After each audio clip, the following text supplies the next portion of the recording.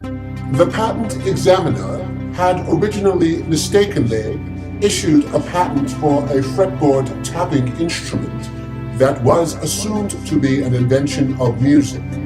which forced an appearance of a publication from 1952 as part of the discovery, and in the process rescinded its claim,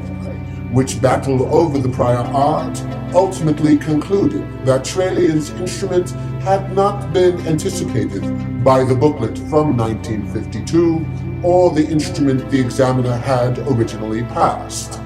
And this truth has been hidden to the music world,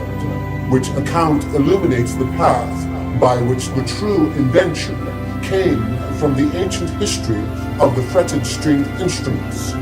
which is now revealed to the general public by this true account. Accordingly, regarding the Trillo, in association with an ancient instrument, reveals the schism of the methods of playing the fretted viols produced a void between two polarized forces, creating a disentheral dimension free from the methodologies of both instruments to assimilate independently. The kithara veered away from the violin's ascension into the symphony with its inherent natural sound, as the guitar, dejected and shunned from the symphony, came into a state of electric rebellion,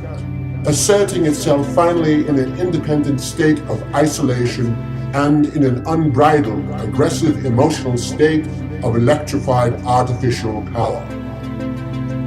Finally becoming rivals in soloing and in virtuosity centuries later, ironically both were seeking unity from whence they parted. Thus the omega stage of the musical spirit came about in the Trillo, as both the ancient guitar and violin sought to combine their natural inherency, necessitating a middle ground for the new realm to fill the musical void from their prior dissension. The Trillo is the only instrument that makes this account true, and the existence of the Trillo in the issuance of its methodology, despite the hindrance of the court battle that predominated in the patent office, only reaffirms the instrument as a new valid member of an ancient symphony. As centuries passed, it was not until the mind of the guitarist began to embrace the spectral plane of the electrified environment that the human body's adaptation to the auto-driven magnetic aspect of the guitar took place. However, the emotional catharsis of this newfound power to potentially extrapolate in a virtually limitless emulation capacity of sound also withdrew from the need to hold a specific physical embodiment to enjoin with this new existence. This so-called freedom of creative expression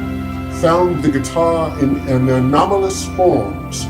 given the limitless sound production left the fretboard untethered to any definitive body and rather to a system of special effects.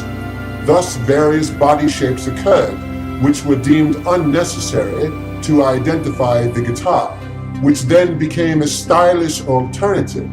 rather than an essential immutable state.